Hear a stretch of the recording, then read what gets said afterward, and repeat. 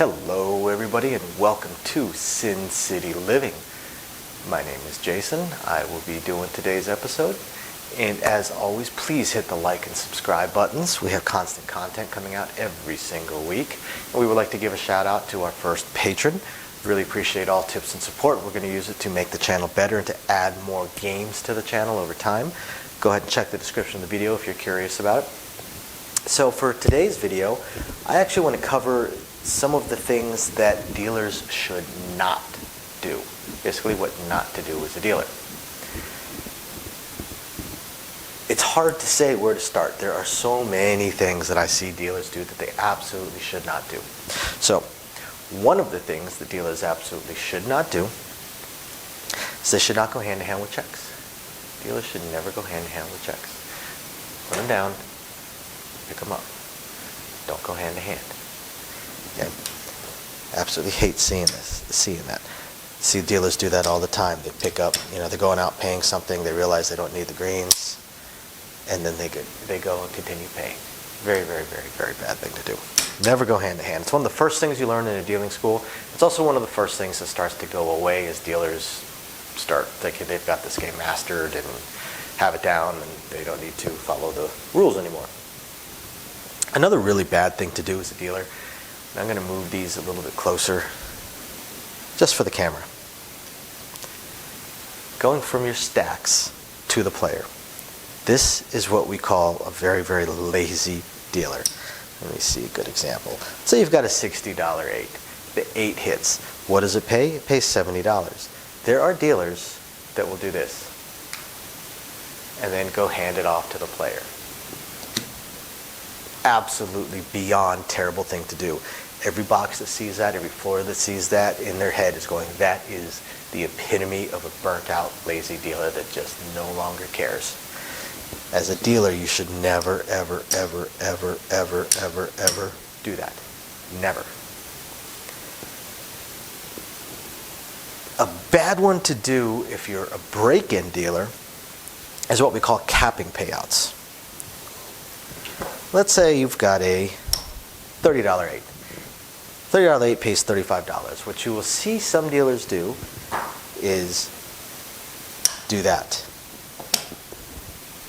and then hand it off. The proper way to pay it would be to cut it out and move your hand so the box or the stick, whoever's watching your side, can see it,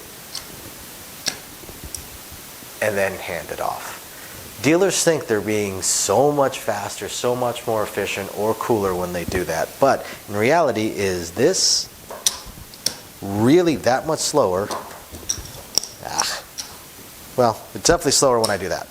Is this really slower than that? Is it really that much slower? Yes, or faster rather. Yes, it is faster, but it's faster by the tiniest fraction of a second. Paying off, capping bets, very, very, very, very, very bad way of doing it.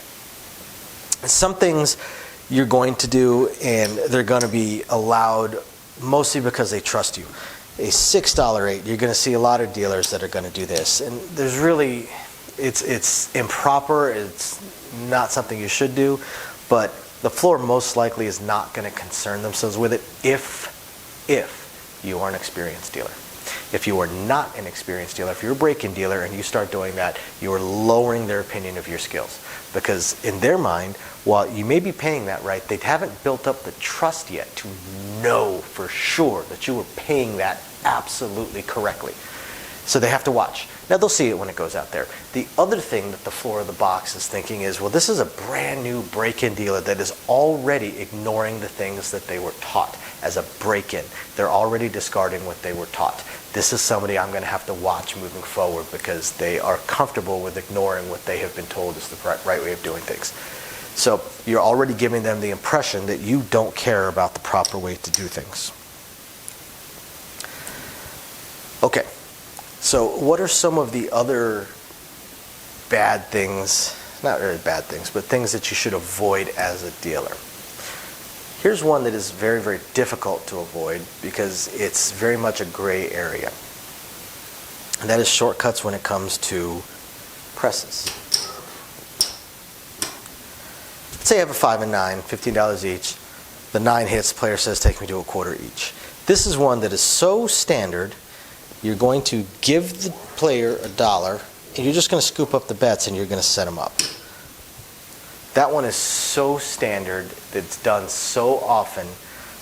That particular press, it's so easy that the floor of the box, nobody's going to question it. Again, as long as you're not a break-in dealer. As long as you've been dealing for a while, you're experienced, they trust you. They're barely even glancing over, and when they see that, they know instantly what you were doing.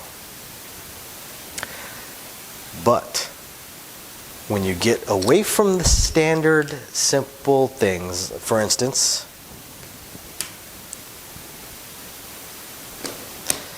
this is another one. The player throws you $3, says take my 6 and 8 to 30 each. Well, again, we are very familiar with that one. We just know it's there, boom, done, all set. But I see a lot of dealers that have these press moves where it's very important for the floor, for the box to know what the change is. Okay?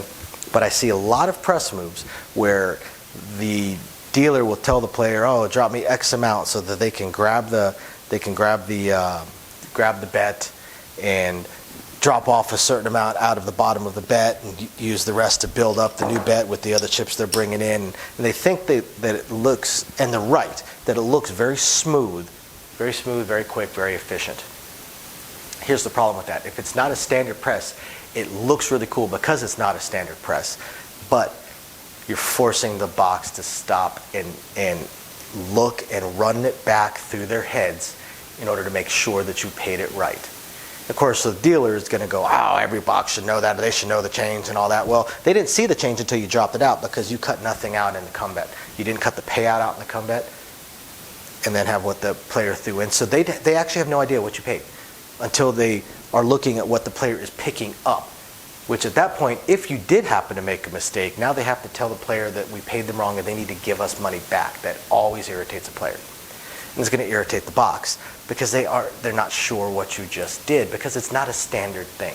It may look cool, it may seem really easy and seem, oh man, this is so smooth, so efficient. But when you cut out that step of breaking it down, of cutting the payment out and the come, so the box knows for sure that you paid it right, you're confusing them, you're making them stop and think, you're making them stare. Bad idea, bad idea.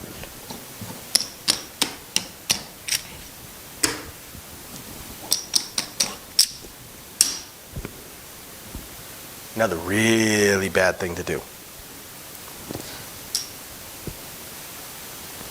Player's got a $30 8. Now, actually, here's a great way of showing this one off. Player has a $30 8. The 8 hits, and they say, "Press me." This is the proper way. This is the improper way. This is something you definitely do not want to do.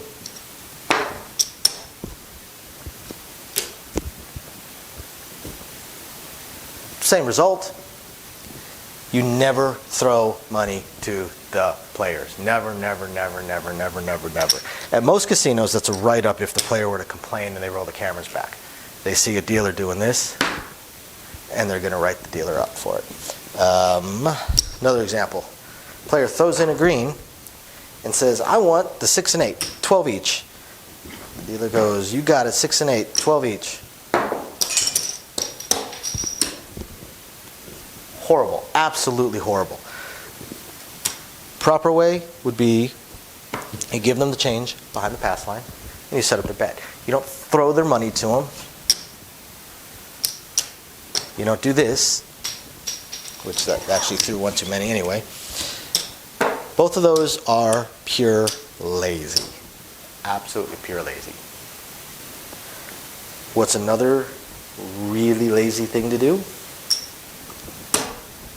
Not handing their bets off. I've seen dealers do this. So what if the player isn't paying attention? Maybe they're getting a drink from the cocktail waitress, or they're smoking, they've got their back to it, they're checking their phone because they're not the shooter, and the stick is in a hurry, is really moving the dice fast. Is that a bet?